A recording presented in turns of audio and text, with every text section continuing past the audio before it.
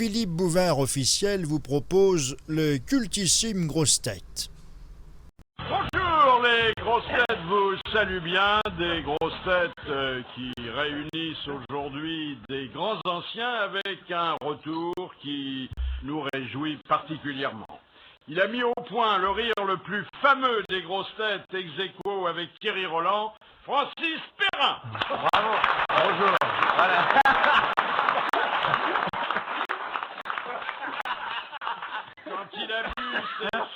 Quand il a bu, c'est Céline Dion qui trinque Jean-Jacques Perroni. Bravo.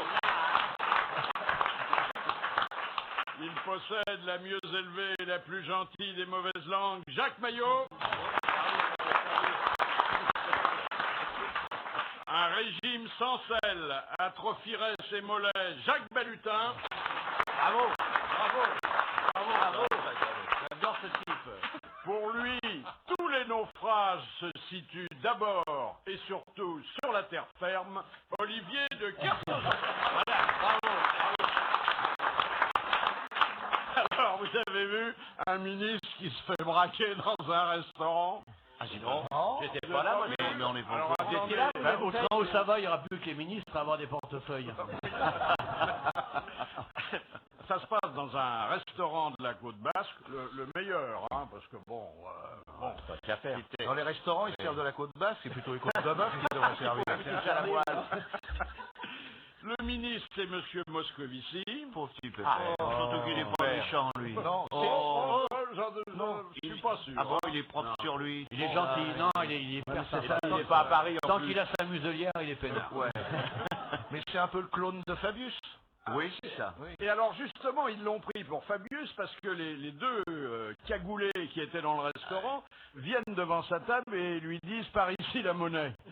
Alors, il a été très bien, hein, il a fait contre mauvaise fortune bon cœur. Il a dit « j'ai rien sur moi, voyez Jospin ». Il a donné sa pince à billets et les malfaiteurs sont partis avec la caisse du restaurant. Les bienfaiteurs sont partis. Peut-être. C'est des gars qui ont voulu rentrer dans leur tir provisionnel. Et puis voilà, c'était un peu de dynamite. Et du coup, la police locale, qui faisait pas grand-chose contre ce genre d'agression, elle est mobilisée parce que ça la fout mal. Ben oui, voilà. Bon, si on parlait un petit peu de l'appartement de nos amis les Tibéri. Oh, il est libre, vous avez vu. C'est pas propre, dites donc. Oh, ça sent le rat crevé en plus. Oui. Ah bah c'est normal. Oui. En tout cas, il y a un collaborateur du Canard enchaîné qui a été admis exceptionnellement à la visite des lieux que le couple venait vu l'odeur, c'est vraiment des lieux. Là, c'est un petit 1300 mètres carrés dont il n'employait d'ailleurs que 400 mètres parce que ce sont des gens simples. Oui, ça veut dire que Tibéri n'est plus en odeur de sainteté. Non, plus du tout. Ils ont pris 1300. Oui, et ils s'en sont pas servis. Et alors, quand ils sont partis, ils auraient pu faire un peu de ménage parce qu'il y avait quand même 3 personnes pour entretenir l'appartement et ils ont laissé des matelas crasseux sur des sommiers crevés, des draps en boule, une couche de poussière énorme. Ah ben ça c'est la Corse. Elle fout rien, c'est une Corse, elle fout rien. Mais c'est pas ce qu'a dit Monsieur Probst. Attendez, mais il faut d'abord faire l'état des lieux. C'est pas brillant. Ah, pas brillant. C'est bizarre que ça sente le rat crevé parce qu'à Paris maintenant il y a beaucoup de tapettes.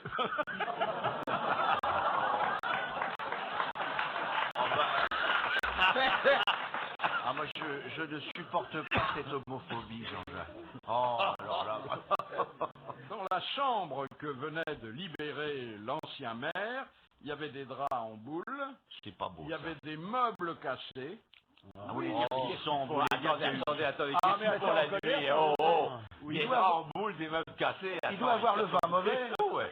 Ah, ils ont dû se battre, c'est pas possible. Pourquoi se battre? Vous êtes tout de suite, vous, ils peuvent faire des... Et le revêtement de la salle de bain avait été arraché. Quoi? Oui. Non.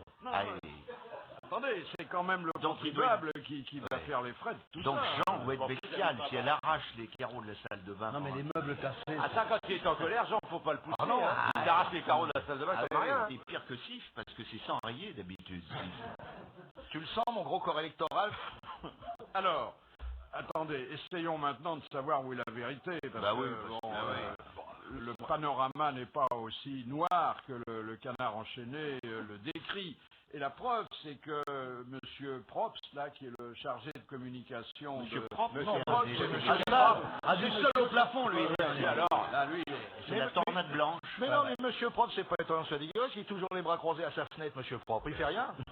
Non, il a dit une chose qu'il faut encore vérifier, hein, parce qu'on n'en sait rien hein, de ce qui s'est passé réellement. Ça n'est pas loyal d'aller prendre les photos d'un grenier en disant « Regardez dans quoi vivaient les Tibéris ». Ah oui, ça c'est... Ah oui, d'un côté, oui, mais c'est souvent au grenier qu'on voit la qualité de l'appartement qui est en dessous. Hein. De toute façon, avec les hommes politiques, on est toujours près des combles. Hein. Et il dit que Xavier est plutôt du genre à avoir chez elle toujours un chiffon à la main. Ça c'est vrai. Oui. Quand elle a son rapport à la main, c'est un vrai torchon.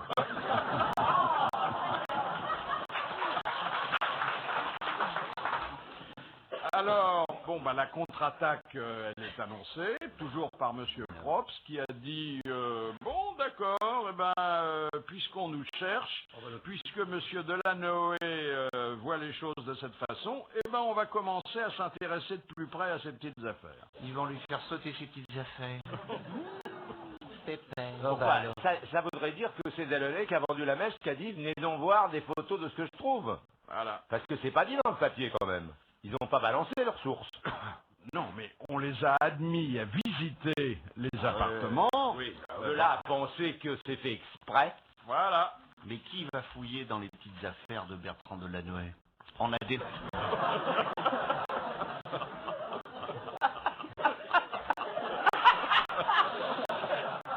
Bon, une première citation, parce que vraiment là, on n'a pas le droit hein, d'attaquer à la vie privée des on va gens. rentrer dans le fromage.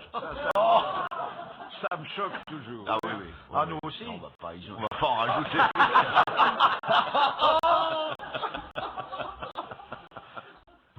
Qui a dit, demande Madame Marie-Françoise Grenier de Reims. Grenier, on en sort pas. On y retourne. Qui a dit, depuis un siècle, les militaires remplissent merveilleusement leurs culottes, mais ne remplissent pas leurs devoirs. Alors, c'est quelqu'un qu'on n'a pas cité souvent, parce que d'abord, c'est un écrivain qui a disparu il y a déjà une quarantaine d'années, ou 30 ans, écrivain catholique. Mauriac, Cesbron. Non, ça n'est pas Mauriac, ça n'est pas Cesbron, mais c'est... Bernanos. Oui, eh ben ils le connaissent, Oh. c'est fabuleux. Georges Bernanos, c'est une bonne réponse de Jacques Bellestin. Et vous avez vraiment du mérite à connaître Bernanos, car Bernanos ne vous connaissait pas du tout. Pas du non plus. Sa femme s'appelait Amoil. Bernanos. C'est consternant, Monsieur Perroni. Oui, mais Je c'est tiens à drôle. vous le dire. Moi, je trouve ça très bien, moi, ce qu'il fait là. Oui, parce que vous n'étiez pas là depuis plusieurs années. Hein. Ça m'a manqué. ça te manquait, oui. Ça te manquait beaucoup. Bon, donc voilà une bonne réponse qui est une fois de plus arrivée là où on ne l'attendait pas. Pardon, monsieur. Non, mais je vous en prie, je connais pas du tout. J'ai jamais rien lu de lui, mais je connais le nom. Des Carmélites. Hein? Ah oui, avant c'est de lui. Oui. Je crois que c'était de Monterland. Et le journal d'un curé de campagne. Ah oui, ouais, non, moi j'avais lu le journal d'un panté de campagne. C'est bien aussi. Vous avez toujours la même élocution, hein, monsieur Perrin. Un peu bousculé, hein. J'ai un peu le trac aujourd'hui, je dois vous l'avouer. C'est vrai? Enfin, oui, le retour, c'est pas, ça me fait quelque chose. Bah si, mais c'est vrai, hein. Vous allez voir, dans 5 minutes, vous aurez l'impression, comme moi, que rien ne s'est jamais arrêté. Francis, il parle un petit peu comme le Charles de Gaulle avance. Et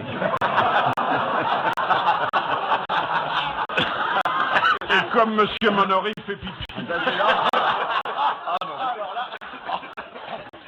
Je crois que je vais me faire. Ah, nouvelle religieuse. Vous avez son prénom? La grotte pas tout de de suite. Lourdes est remplacée au Nigeria, Par une chanisette. presque, puisque la Vierge a fait son apparition dans les toilettes d'une base aérienne. Allons bon. Ça c'est magnifique. Et le manche à balai. Non, pas. Attendez, ça se passe au Nigeria. Ah bah c'est une Vierge noire alors. Il y a une dame qui allait faire un petit besoin et qui, au moment de pousser la porte des toilettes... Ah bon. Là, je me disais... Parce que je croyais qu'au Niger, elle allait lâcher un Congolais. Elle se trouve devant la Vierge. Oui, qui lui fait ses 2 francs.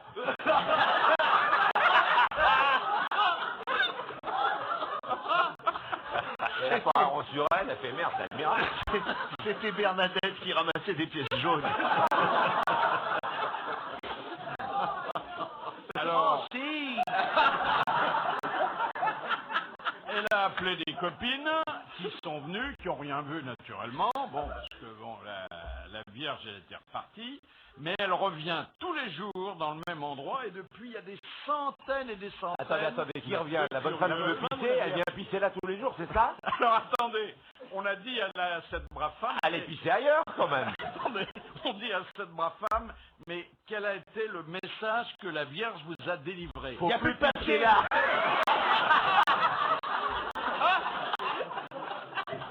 Ah, je rigole, mais c'est nerveux parce que c'est consternant et sacrilège. Mais c'est pas nous qui nous ont apparu Pas la moi, Vierge dans les enfin, cabinets. attends, je suis pas là, moi. Qu'est-ce qu'il y a à voir là-dedans? Vous nous dites que la Sainte Vierge apparaît dans les cabinets au Nigeria. Elle y vient tous les jours. Qu'est-ce qu'elle dit à cette pauvre femme? Il n'y a plus, il n'y a plus de papier, c'est tout, c'est pas... Non, On suppute, nous. elle lui a dit, je vous demande à ce qu'il n'y ait jamais plus de 3 personnes à la fois dans les...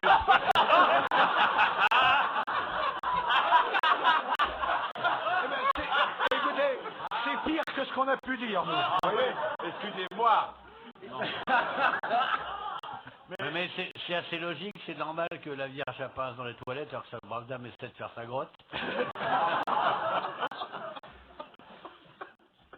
La deuxième citation, je l'ai choisie en raison d'abord Comme d'habitude, parce que c'est dégueulasse. du talent de l'auteur, qui est un de nos maîtres à rigoler, et aussi parce que il y a une très belle image, un peu osée, et je vous serais infiniment reconnaissant de traiter ça avec votre tact. C'est Jules habituel. Renard. C'est Jules Renard.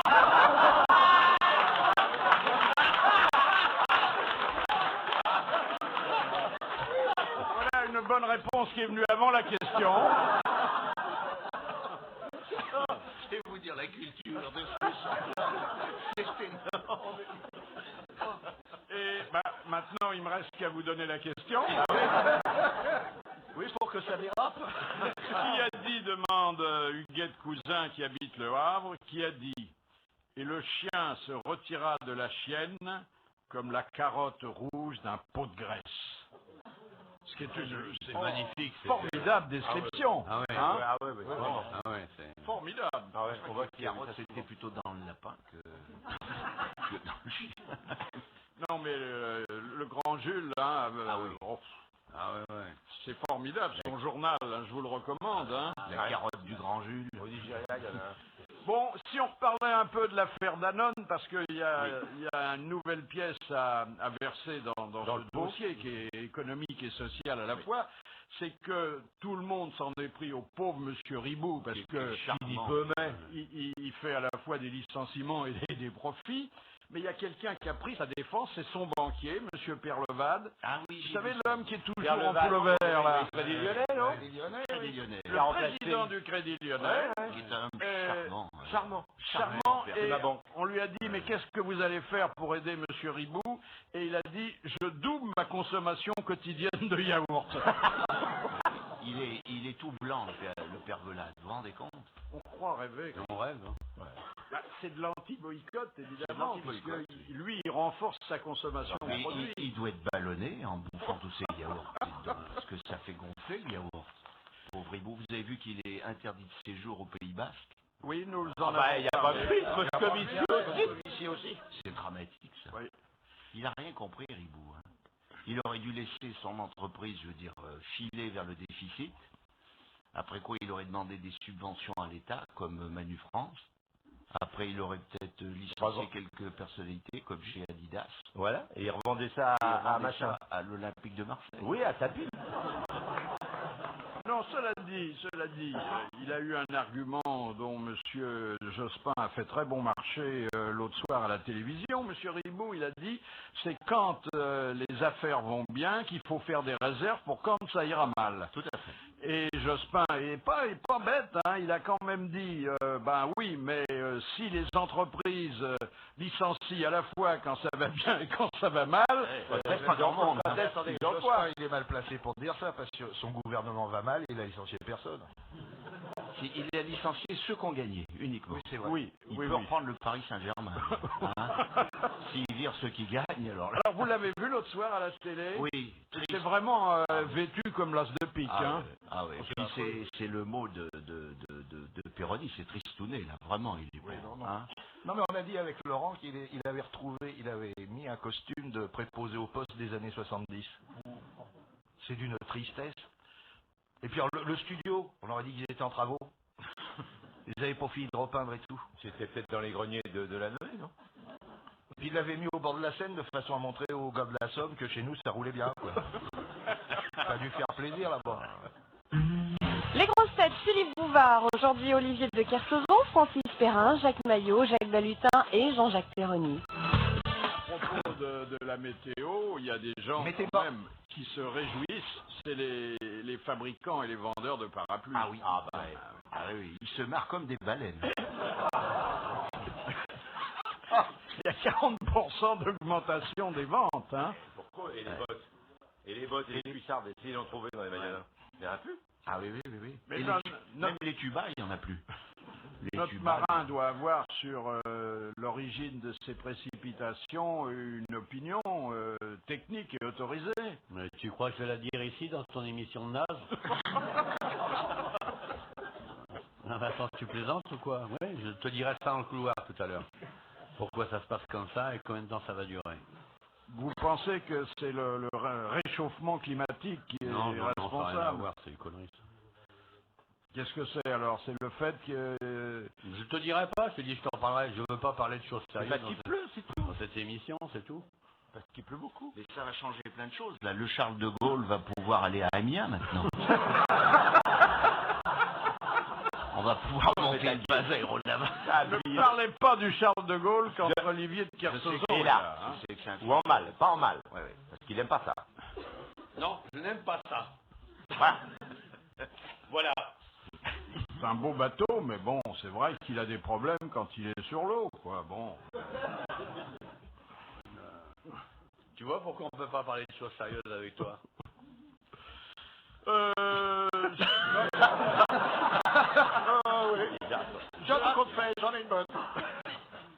Je voudrais vous ramener quelques années en arrière. C'était, il y a au moins 5 ans. Et ce jour-là, Carlos racontait une de ces histoires dont il a le secret. Il y a un type comme ça, il arrive chez son propriétaire, furieux, il casse tout, il dit, qu'est-ce qu'il y a? Il dit, il y a plein, c'est une horreur, je ne vous paye pas. Il dit, monsieur, mais qu'est-ce qui se passe? Il dit, c'est plein de souris, il y a des rats énormes. On dit, écoutez, je prie, on suit quand même nos immeubles, je vous dis qu'il y a des rats partout, c'est une horreur. Je dis, écoutez, nos immeubles sont suivis, il y a peut-être une petite souris, comment petite souris? Je veux aller voir, il le prend, il l'amène dans son appartement, le type est un peu affolé, il ouvre, il dit, alors ces rats, il sort un petit bout de gruyère, il jette, il y a 4 rats de 2 kilos qu'il jette sur la gruyère. Je dis, oui, mais effectivement, il y a des rats, c'est mon souci. Attendez, il prend un peu plus de gruyère, il le jette au milieu de la pièce, ça vient de partout, derrière les tableaux, sous la moquette, c'est une horreur, ils se battent comme des fous. Oh, le type, il dit, monsieur, mais j'ai jamais vu ça. Il dit, mais c'est une horreur, c'est des énormes rats. Il dit, je vous le dis qu'il y a des énormes rats. Il voit un truc comme ça, qui fait plouf, plouf sur la pièce d'à côté. Puis il dit, mais ça, c'est un brochet. Il dit, écoutez, l'humidité, on en parlera tout à l'heure.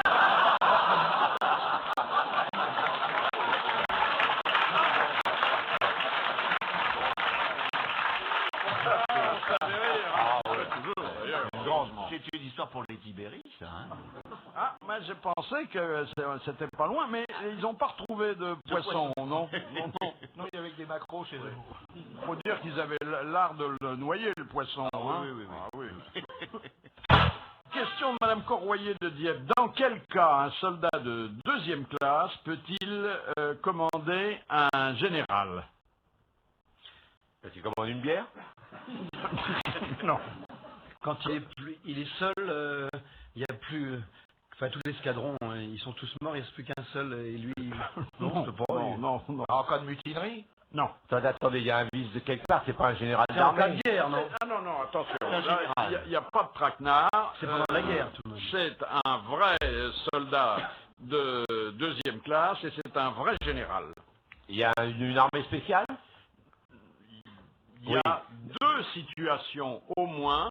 C'est dans l'armée du salut? Non. Ah, c'est quand on grade le cheval.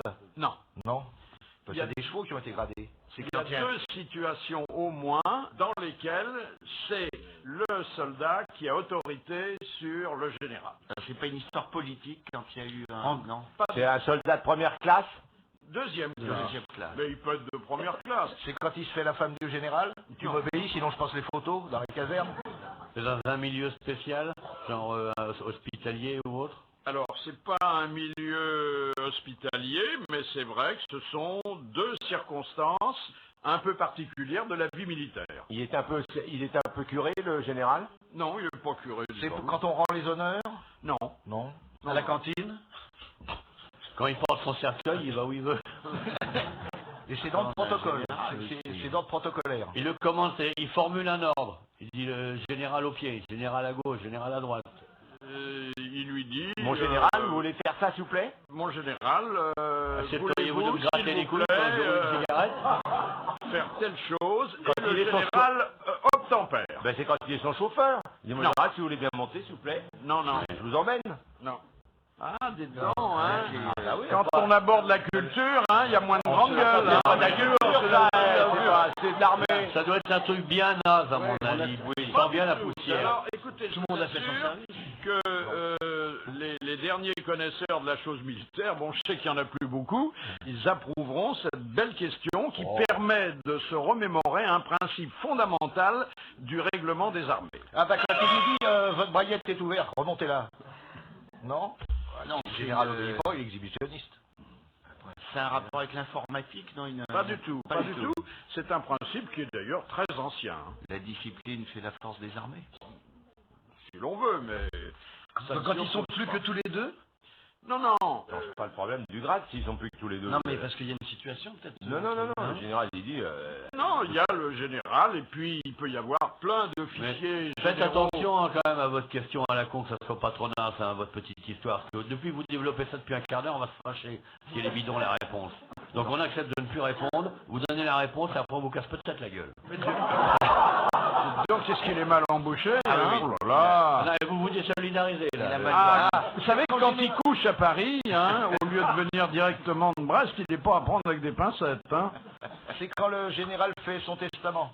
Non, C'est pas quand le deuxième classe a une compétence dans le civil supérieure au... pas du tout. Pas du tout. Eh bien, On va applaudissements et mandats pour Madame Corroyer de Dieppe. Et voici la réponse, c'est-à-dire les deux cas dans lesquels il y a, comme dit le règlement des armées, subordination d'un officier supérieur à un homme de troupe ou un sous-officier. En montagne, lorsque c'est un soldat de deuxième classe qui est premier de cordée, eh bien, il a autorité sur le général qu'il suit. Et lors d'un transport militaire, car le règlement des armées dispose aussi que c'est les autorités du transport qui ont voix au chapitre et qu'ils doivent être obéis par les personnes transportées. Voilà. Ah bon? Par exemple, C'est-à-dire que le chauffeur peut commander le général à partir du moment où... Non, il- non, mais par exemple, c'est moi, pas- nous, c'est pas le en Algérie, chauffeur, mais j'étais dans la le chef de circulation convoi, routière, on quoi. fait ce qu'on veut. voilà, le chef de convoi dit, bah, écoutez, vous montez dans les camions et puis c'est moi qui commande. Quel bonheur d'être un vrai convoyeur. Mais vous avez vu beaucoup de Ouais. généraux escalader la Napurna? Ouais. C'est très rare. Escalader l'ANA, oui, mais la Purna, non. Ça vous satisfait, monsieur le marin? Ouais, pour aujourd'hui, ouais. Alors ça veut dire que quand Mitterrand escaladait la roche de Solutré, Pascal Sevran et Jack Lang avaient l'autorité sur lui. Bon, il avait intérêt à les faire passer devant lui.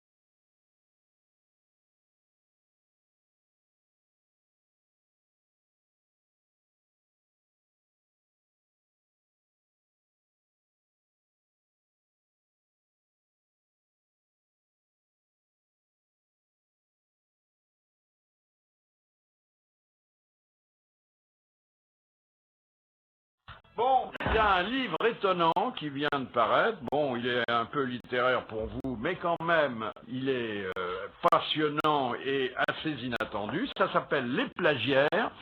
C'est publié... Ah ouais, je sais ce que c'est les mecs qui amènent les matelas à Saint-Tropez. Et les parasols. Et les parasols. Pas les plagistes. Pas les plagistes, les plagiaires.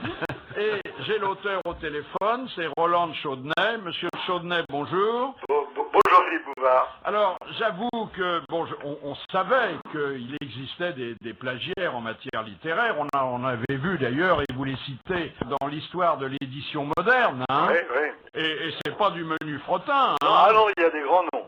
Il y a Jacques Attali, Alain Minck, enfin... plein de gens qui sont très intelligents, mais qui n'ont pas toujours le temps d'écrire les bouquins qu'on leur commande. Ben, voilà, ils ont un petit peu la flemme, mais oui. Mais on se rend compte en vous lisant, parce que c'est vraiment un ouvrage avec extrêmement complet. On vous lit avec intérêt une lampe de poche et une paire de lunettes pour qu'il Philippe. Non, on vous décrit la situation, parce que en vous lisant, ça suffit pas, cher monsieur de Chaudenay. Oui. Que les plus on grands, dit oui, monsieur. les écrivains français les plus grands et ceux qu'on appelle les classiques, ils ont aussi piraté, copié et plagié. Ah oui. Oui. Oui.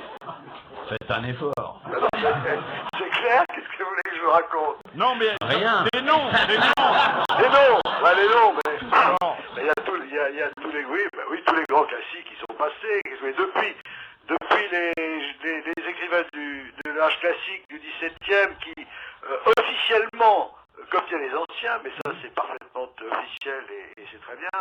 Et puis beaucoup moins officiellement les écrivains du XVIIIe ou XIXe comme Voltaire qui volait dans toute la littérature moderne et ancienne, comme Balzac qui a écrit des chapitres entiers grâce à Théophile Gautier, comme Musset qui écrivait avec des textes que ne lui avait pas donné Georges Sand, comme en fait... Et même Racine et Corneille. Hein. On sent que vous avez lu votre livre. Oui, heureusement. Est-ce que vous l'avez écrit ou si c'est un plagiat aussi? C'est un immense plagiat parce que je n'ai rien inventé, j'ai tout tiré de la littérature des autres. On dit pas que j'ai tout tiré, on dit j'ai eu beaucoup de rapports sexuels.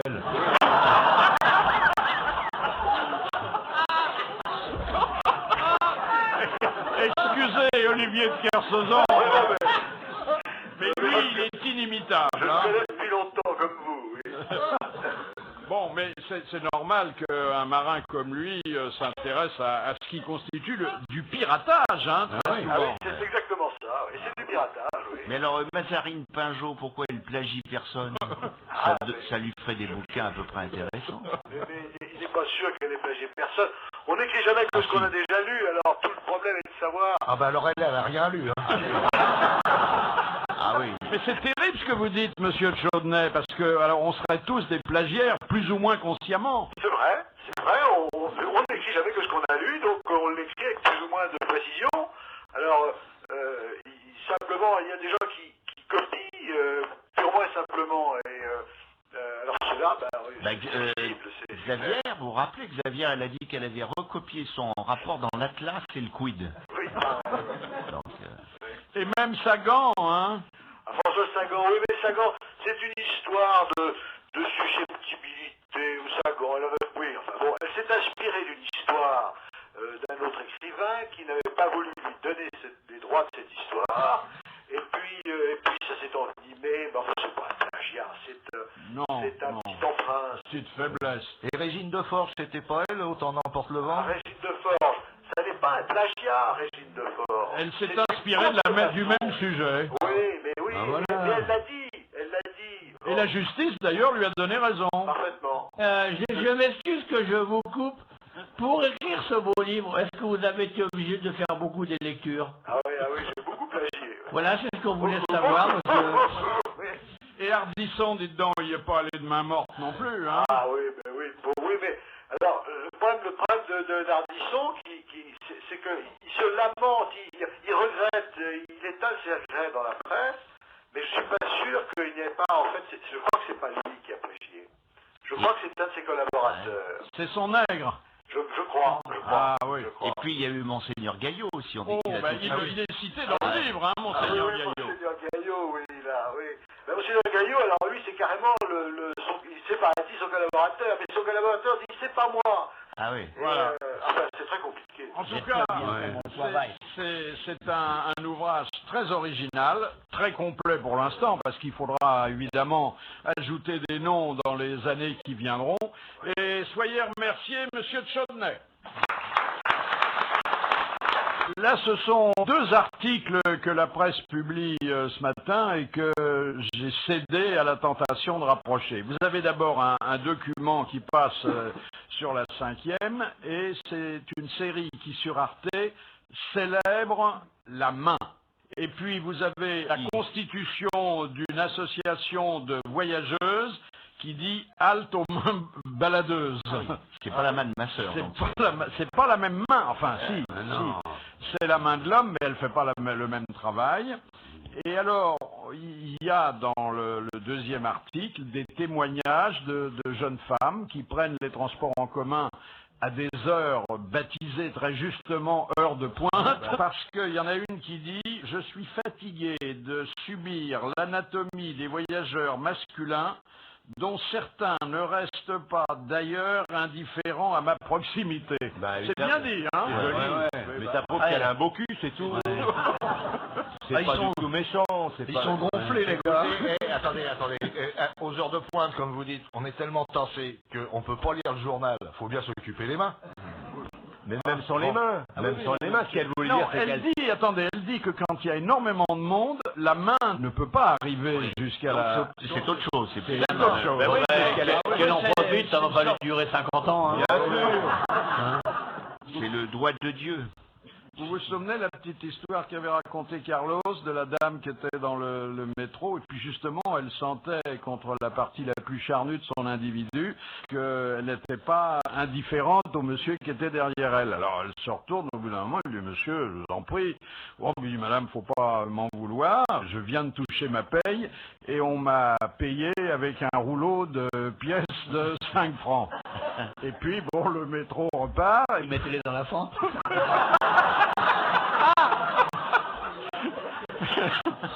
Deux stations plus loin, elle dit « Monsieur, j'ai réfléchi à votre explication que vous m'avez donnée tout à l'heure.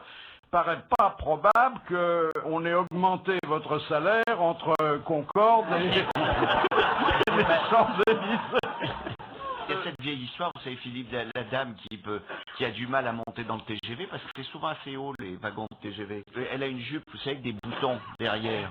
Alors elle essaie de lever sa jambe droite pour monter, puis ça passe pas. Alors elle se dit je vais défaire un premier bouton à ma jupe. Alors elle essaie de monter, ça marche toujours pas. Elle défait un deuxième bouton. Faites pas les gestes, on est à la radio et vous n'êtes pas une femme. Et ça monte toujours pas. Alors elle défait un troisième bouton et là il y a un type derrière elle qui en a marre d'attendre sur le quai, il pleut, il lui met les deux mains et hop, il la propulse dans le TGV et tout, elle est tranquille. Et une fois qu'elle est dedans, elle se retourne, elle fait écoutez monsieur, c'est très gentil de m'avoir aidé à monter, mais enfin, je me demande de quel droit vous êtes permis de me mettre deux mains aux fesses quand même. Et le type lui dit, et moi je me demande bien de quel droit vous m'avez défait 3 boutons à ma braguette.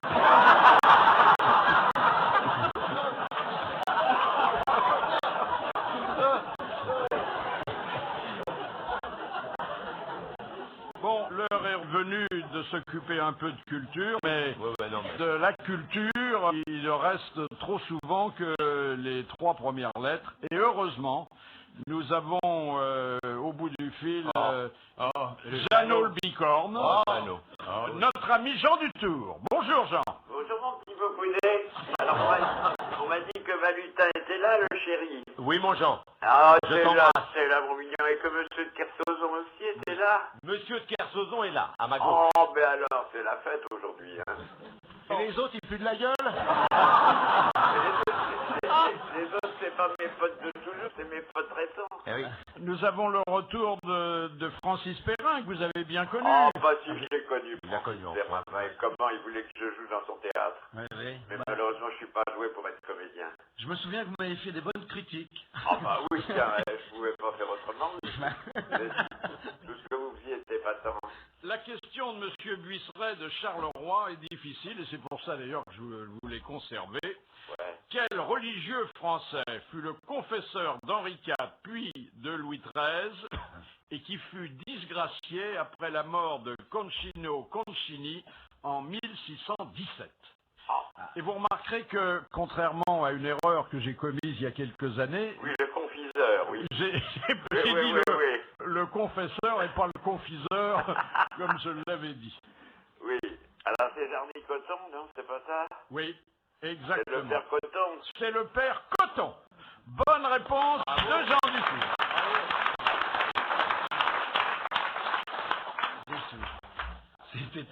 C'est tout. Ah oui. C'est ça la culture. Hein. Vous savez qu'il y a un mot célèbre du père Coton. Comme le temps passe. Oui, alors là, merci. Alors Philippe, merci beaucoup. Bravo. Non, mais c'est bien d'avoir attendu ce moment-là de la culture pour placer ça. Ah oui. C'est bien. Bravo. Merci beaucoup. Il y a un petit hydrophile. Tout à votre service, messieurs. Ah oui. Vous avez une façon de sortir les vieilles ficelles, alors. Excusez-le, Jean, il n'a pas changé, il est toujours aussi gamin. Bah. Qu'est-ce qu'il disait, le père Coton, alors? Eh ben, il travaillait dans un périodique. Henri IV avait un juron qui était Jarny-Dieu. Alors le père Coton lui dit, si vous pouvez pas dire Jarny-Dieu, vous avez qu'à dire Jarny-Coton. Jarny-Coton parce que c'est pas grave de renier Coton, tandis que c'est très grave de renier Dieu. Voilà. Mais cela dit, ça a été un homme très très influent et pendant longtemps, hein. Ah bah oui. Bon, en tout cas, Jean, une fois de plus, vous avez sauvé la mise oui, et l'honneur. Ah bah oui, oui. Et je voudrais à la fois vous remercier au nom de la station et vous faire applaudir par les spectateurs du grand studio. Dites donc, le pauvre Pasqua, il a aussi des ennuis. Vieux pépère. C'est à voir que tu lui en veulent. C'est incroyable, hein? Pourtant, il est d'une probité, ce Charles. Si on peut pas recevoir un petit mandat d'Afrique noire, alors par-ci par-là pour... Ah, il n'y avait pas que des mandats d'Afrique noire, il y avait aussi des mallettes de billets qui arrivaient de Suisse. Oui, là, c'est Madame Sabine de la Laurencey. De la Laurencey. Ah oui, c'est...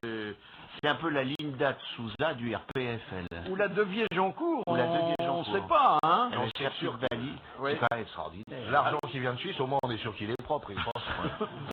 Alors on disait à la jeune femme, allez à Genève, dans le hall de l'aéroport, il y a un monsieur avec une moustache qui viendra avec une petite valise, vous prendrez la valise et vous la rapporterez. Il n'y a vraiment pas de quoi fouetter un chat, hein. Ah oui. Le nombre de valises comme ça qu'on te donne dans les aéroports. Tout le temps, partout. Bien sûr. Mais ce gars, on l'emmerde jamais avec ses deux valises sous les yeux, lui. C'est pas des valises, c'est des malles postales, lui, hein. La nuit s'est pas très bien passée, monsieur le marin, là. Qu'est-ce qu'il y a eu? Je vous sens un peu bougon. La nuit s'est bien passée, c'est le réveil qui est dur. Quand vous nous avez trouvés tous autour de votre lit. Enfin, la dame avait eu le temps de partir, hein. Ça m'étonnerait que tu sois un jour autour de mon lit, toi. Pourquoi? Parce qu'il est haut et qu'il faudrait que tu aies un petit tabouret pour...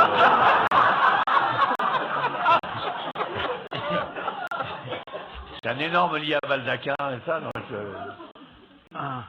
Non, c'est bien passé, mais je t'écoute avec intérêt, parfois passion, il m'arrive de sourire, je passe quelques moments de bonheur, et je vois qu'il y a toujours la même écriture sur le mur gris du fond.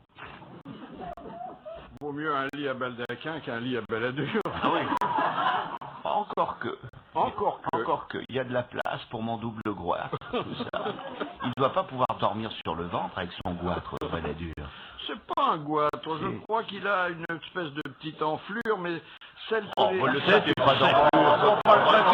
Il n'a pas une enflure. Avec baladure, ça appelle la rime. Bon, une question de Madame Douchy pour Olivier de Kersauzon, s'il est là. Non. C'est vrai qu'il n'est pas tellement présent aujourd'hui. Quelle est la différence entre un insulaire et un îlien? J'ai aucune idée. L'îlien est né dans l'île et l'insulaire est venu y habiter? Non, l'îlien c'est celui qui habite. L'insulaire c'est celui qui en est originaire. Non. Moi, je sais pas, ça doit être l'inverse ou un truc comme ça. Non, même pas. L'îlien, c'est en Bretagne. L'îlien, c'est en Bretagne. Il habite une île du littoral breton et l'insulaire habite une île n'importe où. Quand on lit les rapports des voyages des tours du monde et qu'ils décrivent la Polynésie, ils parlent des îliens, ils parlent pas des insulaires. Et ils ont tort. Demandez à Madame Douchy. C'était une bonne réponse de Jean-Jacques Perroni. c'est vrai que, bon, la Bretagne, vous connaissez pas beaucoup, hein? Non, je connais pas du tout. Oui. Quel est, demande Monsieur Lattré, le premier mouvement à avoir été désigné par le sigle RPR?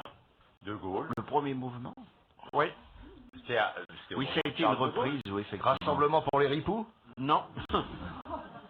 Bon, alors... Rassemblement pour la République. RPR, ça remonte C'était à la Libération. au Moyen-Âge. Au Moyen-Âge. Au Moyen-Âge. C'était très mal vu par les bien-pensants. Mais Michel Alliot-Marie était... C'est le Rassemblement pour la Réforme? Alors, c'est les réformes. presque ça. En fait, c'est le protestantisme naissant qu'on avait désigné par ceci qui correspondait à religion prétendument réformée. Ouais. Voilà. Et c'était une bonne réponse d'Olivier de Kersauzon et de ma pomme.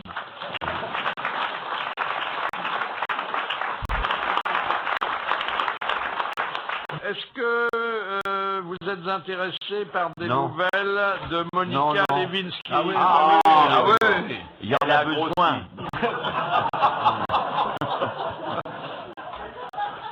Ça servirait au moins à quelque chose, je veux dire. Je sais pas, elle est peut-être pas au courant. Hein. Ah, oui, encore faut-il qu'elle le suce. Oh non, monsieur Perrin, on n'en est plus là aujourd'hui. Hein. Ah oui, mais il faut que je me remette dans le bain. Oh là là. Alors, j'en ai plein de cigares. Je voudrais vous dire qu'elle va bien. Ah bon, bah ça va alors. Qu'elle a maigri, ce qui prouve que ça fait pas grossir. Quand on n'avale pas, on grossit pas. Eh ben, elle a fait le contraire de Pervelade. Elle a diminué sa consommation de yaourt.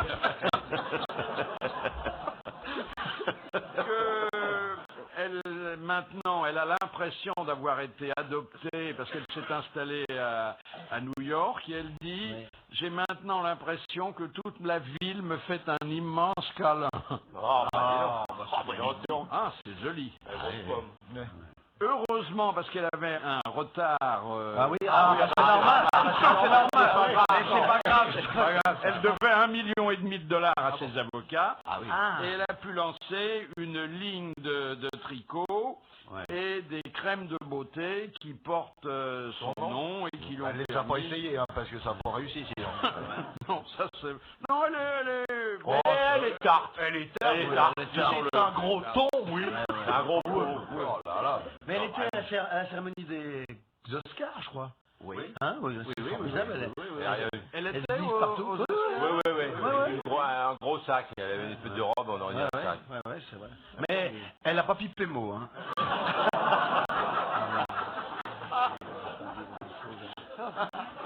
Elle est enrobée, mais elle est plutôt sympathique. Ah ouais, il manquerait plus qu'elle morde. Elle est souriante. Ouais. Elle a des lèvres avantageuses. On dirait de Francfort. Elle a des dents un peu dangereuses, moi je trouve, mais... Vous pensez? J'ai trouvé. Elle était aux Oscars et puis elle était à la première au Metropolitan Opera pour la première de la flûte enchantée. Ah, la chose.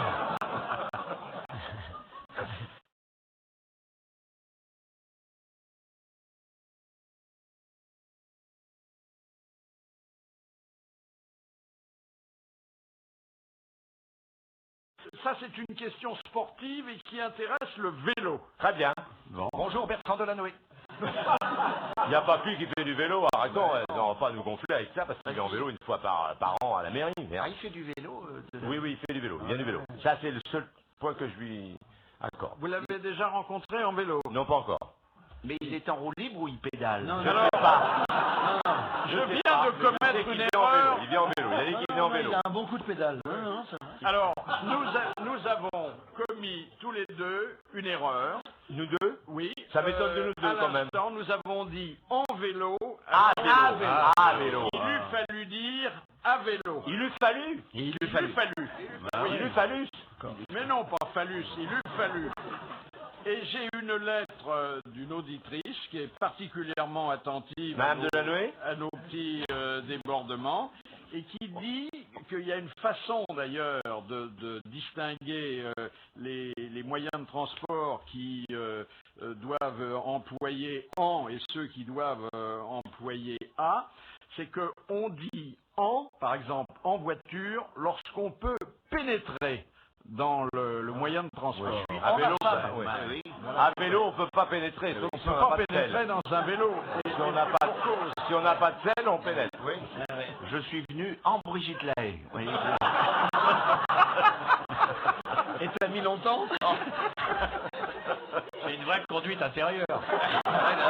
Elle a pas l'embrayage qui broute. Oh, c'est un break. Elle a le toit ouvrant? T'as pas coulé de bielle, j'espère. Quand t'as une panne, prends la clé à pipe. Qu'est-ce qu'elle J'ai devient? pas beaucoup de nouvelles. Je sais qu'elle est sur la chaîne là, du câble. XXL. XXL. Ouais. C'est un câble où il doit y avoir beaucoup de nœuds.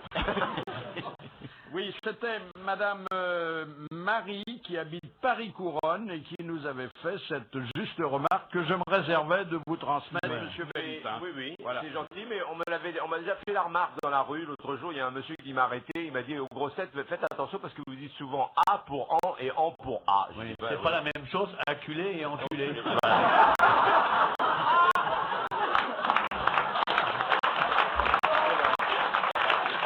Et elle dit, vous ne pouvez pas dire en vélo parce que vous dites pas monter en cheval. Eh bien, c'est pareil. C'est pareil.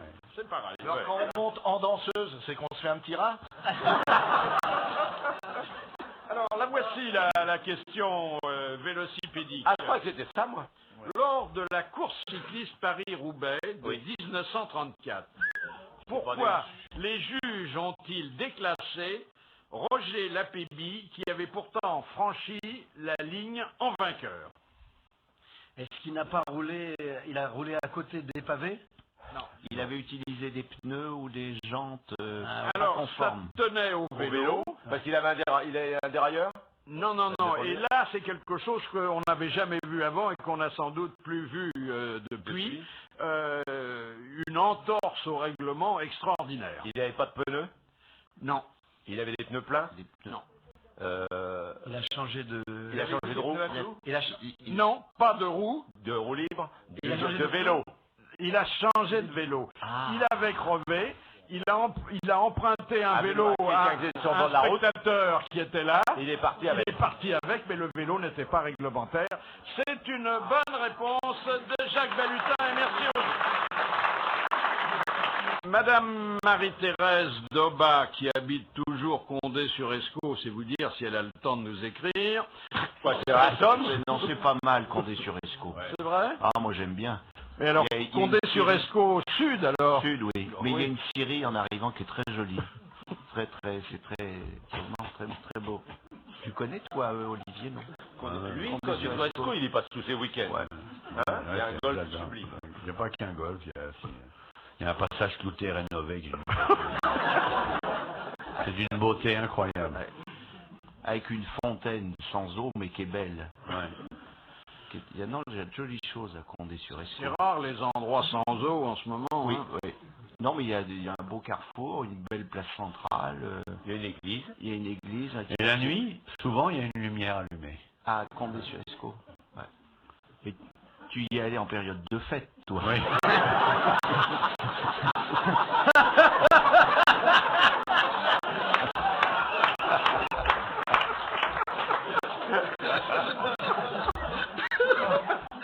Alors, qu'est-ce qui offre le choix entre une position à l'anglaise ou une position à la française? C'est quand on dort? Non. C'est quand on monte à cheval? Non. C'est sexuel. Ben, j'attendais ça, naturellement. Bah quoi, à l'anglaise. De votre part, mon petit cochon, ça serait pas étonnant quand même. Faut pas C'est exagérer. pas le genre de l'émission. Hein. Ah bon, très bien. C'est... Mais c'est en conduite. La conduite. Non. C'est pas dans un fauteuil, non? Non. Ça se passe durant un jeu? Non, non. C'est à l'église? C'est une... On peut faire ça partout, mais enfin, on le fait plutôt chez soi. Hein. Une façon de s'asseoir. Non, mais on est souvent assis quand on le fait. Ah bah c'est peu, oui, quand on va aux toilettes. Aux toilettes. Non, non, non. C'est pas le genre de l'émission. Non, non, c'est quand on joue à un jeu de cartes.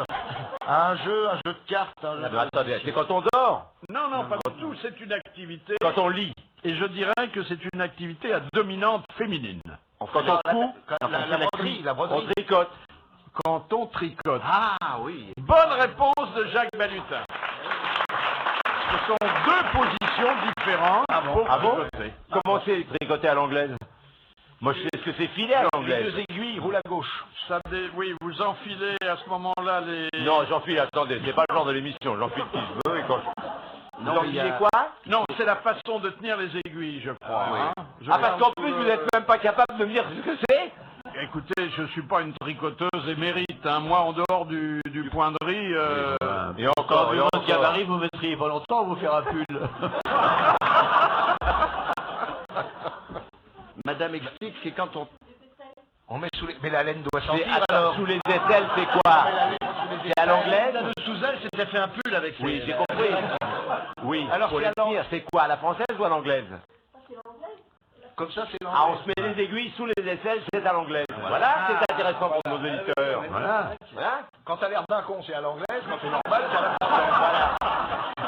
Grâce à Madame Françoise Picot qui habite La Rochelle, on va établir un contact, et c'est bien le moins qu'on puisse faire, avec une auditrice fidèle des grosses têtes. Bonjour Madame Picot. Bonjour Philippe Bouvard, merci d'être venu à RTL. Mais c'est normal, je savais que vous alliez téléphoner, je n'ai pas voulu rater ça.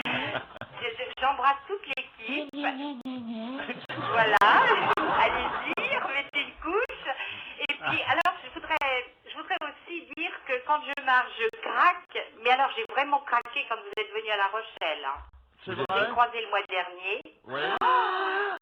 Que vous êtes beau, plus beau qu'à la télévision. C'est pas lui, c'est pas lui. C'est pas lui. D'ailleurs, il va jamais à La Rochelle, je connais les passages. Le mois dernier, j'y suis allé. Mais je crois que vous avez quand même été victime du ressemblant. Il y avait une exposition de maquettes.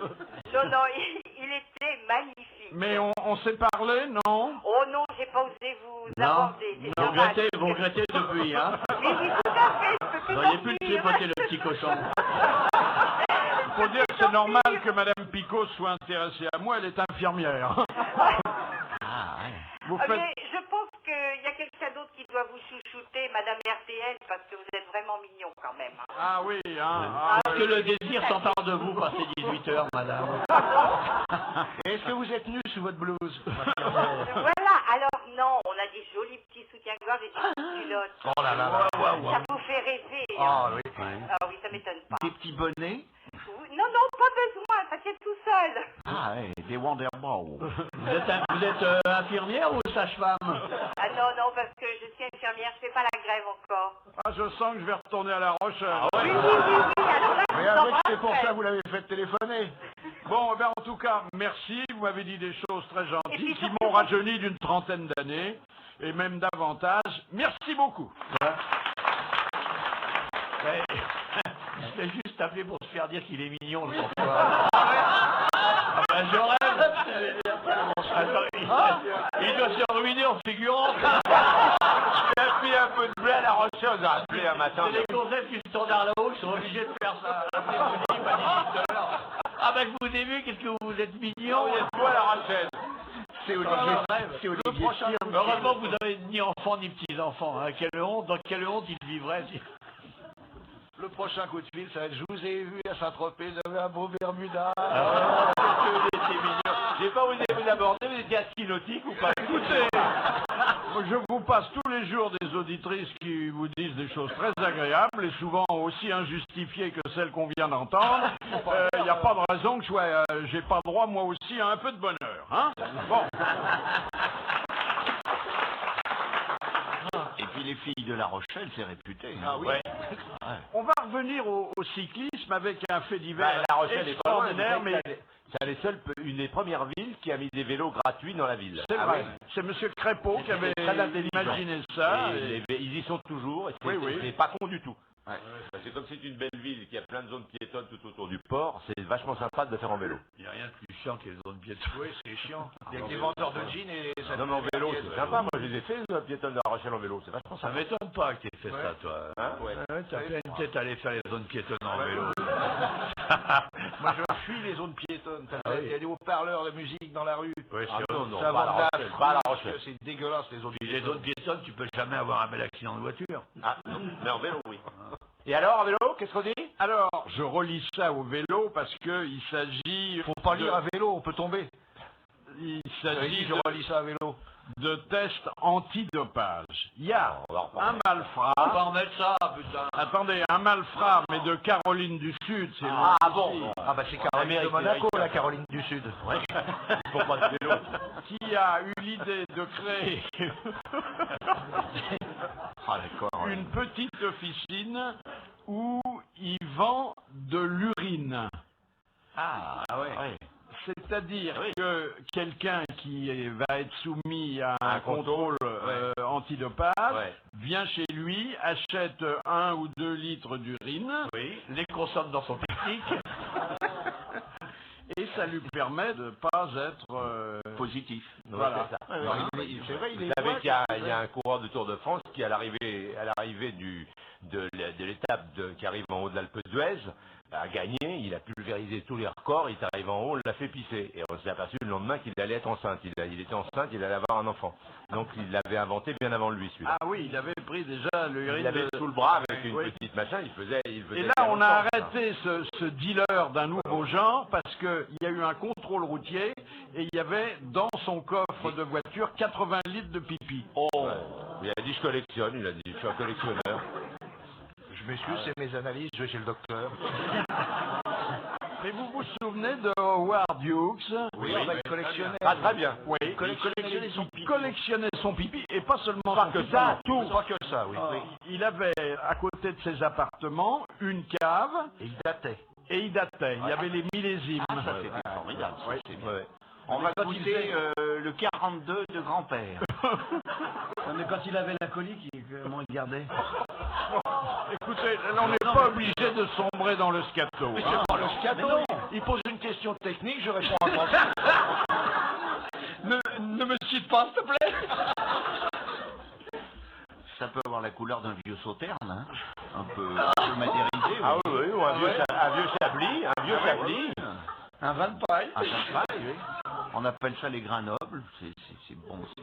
Et s'il y a un peu de diabète, ça fait un vin de dessert. Sauterne, un peu sirupeux, mais c'est bon. De Monsieur Sam qui habite toujours Issoire, puisque quand on l'a connu, on a beaucoup ri parce que c'était Monsieur Sam d'Issoire. Oui. Soir, bon, on va avoir, mais il fait y avoir. Ouais, un fiévreux. À quoi sert la clé d'une trompette? À resserrer l'embouchure? Non, L'embout? non. À vider la salive. À vider la salive qui s'accumule dans l'instrument. Bonne réponse de Jacques Balutin. Toujours le premier étonné d'avoir bien répondu, mais c'est bien. C'est ça la modestie. Donc Monica Lewinsky, c'est une sorte de clé à trompette. Mais c'est vrai que le trompettiste salive énormément. Ah oui. Vous êtes content aujourd'hui, hein? Dès qu'il sent qu'on va lui souffler dans la trompette, il se met à saliver, c'est normal.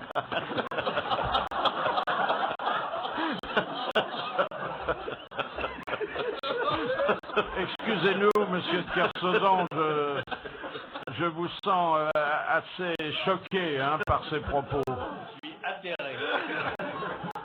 Atterré par le niveau général de cette émission. Que vous avez connu tout à fait différente, hein? Non, non, mais je pense qu'il serait temps de supprimer les grosses têtes à RTL. Vous avez encore des enfants à charge, alors c'est pas urgent. Vous faites travailler vos enfants déjà? Oui, mais tous mes enfants travaillent. Tous ceux qui sont pas en prison travaillent. Un nouveau métier qui apparaît grâce à une photo qui a été prise voici quelques jours dans la cour de la Sorbonne, c'est porteur de parapluie. Vous savez que Madame Elisabeth Tessier a soutenu brillamment une thèse, mais ça commence à faire du bruit. Hein. Les vrais universitaires sont pas très contents. Et alors on l'a photographié avec un monsieur qui est son compagnon, on le voit pour la première fois. Il s'appelle Guérard, comme Schrader. Ouais. il est suisse. Il a une tête bonne tête de Suisse. Oui.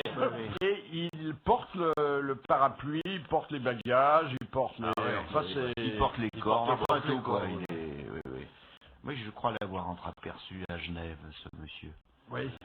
Donc ça fait plaisir parce que nous aimons beaucoup Elisabeth Tessier, oui. Oui, je veux. Et moi, je l'aimais encore plus que vous, mais enfin pour d'autres raisons. Et on sait quel est le gardien de ces charmes, lesquels sont toujours aussi appétissants. Plantureux. Oui, plantureux. Plantureux, c'est pas le mot.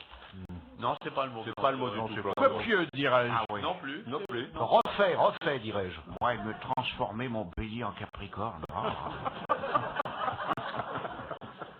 De Monsieur Frédéric Brosse, qui a posé sa question par Internet.